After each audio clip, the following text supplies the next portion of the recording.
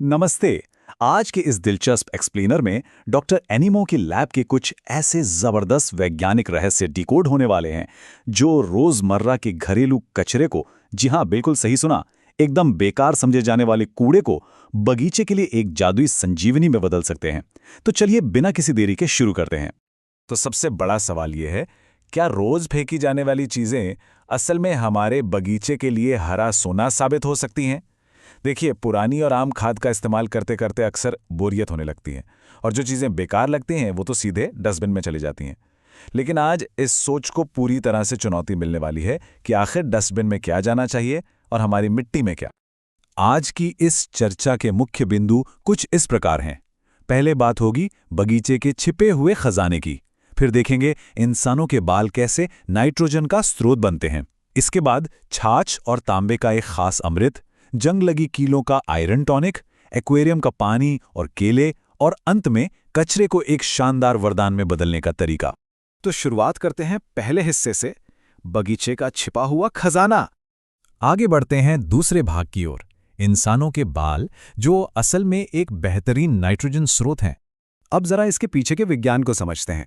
कंघी से निकले हुए या नाई की दुकान से लाए गए बाल, सुनने में पौधों को बाल खिलाना थोड़ा सा अजीब लग सकता है ना, लेकिन सच तो यह है कि इनमें नाइट्रोजन एकदम कूट कूट कर भरा होता है। जब इन बालों को मिट्टी में थोड़ा नीचे अच्छी तरह से दबा दिया जाता है तो ये स्लो रिलीज फर्टिलाइजर की तरह काम करते हैं। इसका मतलब है कि ये महीनों तक बहुत ही धीमी गति से पौधों को पोषण देते रहते हैं और नतीजा, जड़ें बेहद मजबूत होती हैं और पत्तियां एकदम हरी भरी और घनी हो जाती हैं, बिल्कुल एक परमानेंट सप्लीमेंट की तरह। अब आते हैं तीसरे रहस्य पर, छाछ और तांबे का अमृत। अगर कभी घर में रखी हुई छाछ बहुत ज्यादा खट्टी हो जाए तो उसे नाली में बहाने की गलती बिल्कुल भी नहीं करनी है। इसे एक बेहद चमत्कारी अमृत में बदला जा सकता है। करना बस इतना है कि एक प्लास्टिक के डिब्बे में खट्टी छाछ और तांबे का एक टुकड़ा या तार डाल दें। इसके बाद इसे फर्मेंटेशन के लिए लगभग 10 से 15 दिनों तक ऐसे ही छोड़ना है, जब तक कि इसका रंग बदलकर कुछ हरा नीला सा ना हो जाए। मान लिया कि इसकी महक थोड़ी तेज या अजीब हो सकती है, लेकिन यकीन मानिए ये पौधों के लिए किसी जादू से कम नहीं है। बस तैयार मिश्रण का एक हिस्सा लेना है और उसे 20 हिस्से सादे पानी में अच्छी तरह मिला देना है।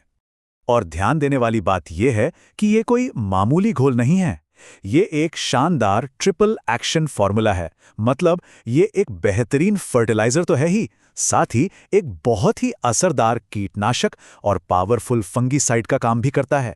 बिल्कुल एक तीर से 3 निशाने वाले बात हो गई। खासतौर पर मिर्च और टमाटर के पौधों के लिए तो ये एकदम असली टॉनिक साबित होता है।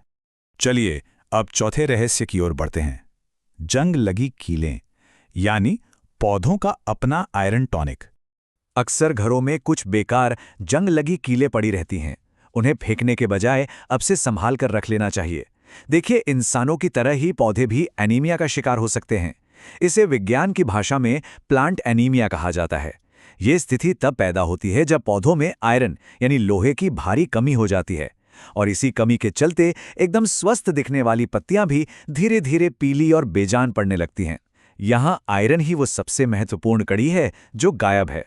यहाँ अंतर बिल्कुल साफ देखा जा सकता है।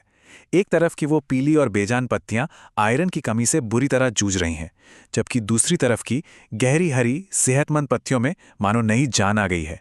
इस कमाल के टॉनिक को बनाना बच्चों का खेल है। बस एक पानी की बोतल में कुछ जंग लगी कीलें डालनी है और उन्हें 1 हफ्ते के लिए छोड़ देना है। जब पानी का रंग लाल भूरा हो जाए तो उसे अच्छे से छान लेना है। इस खास तरल को गुलाब, मोगरा और करी पत्ते जैसे पौधों की मिट्टी में डालने से जो नतीजे मिलते हैं वो वाकई हैरान कर देने वाले होते हैं।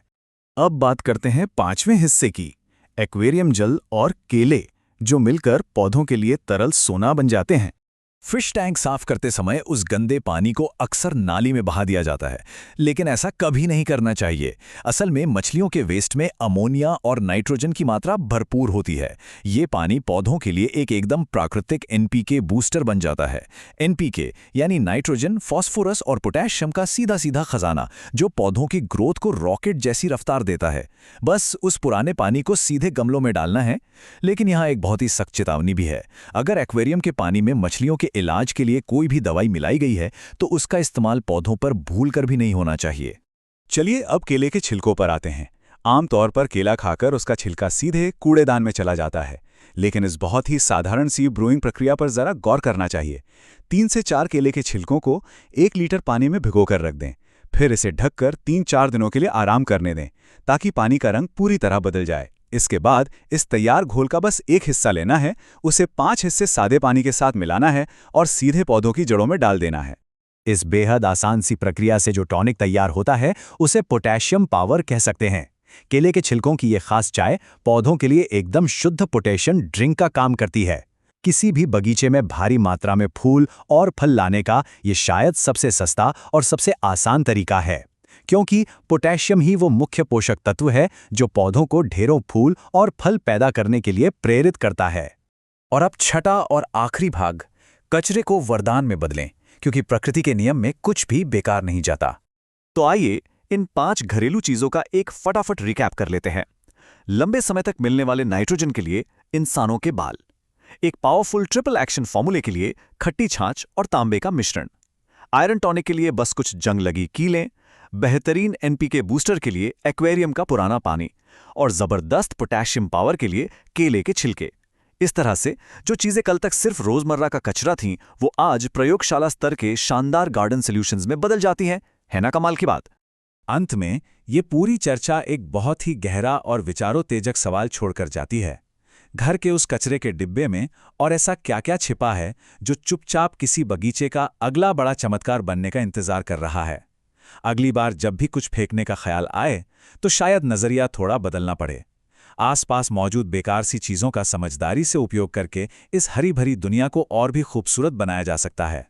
इस विश्लेषणात्मक सफर में साथ जुड़ने के लिए बहुत बहुत धन्यवाद।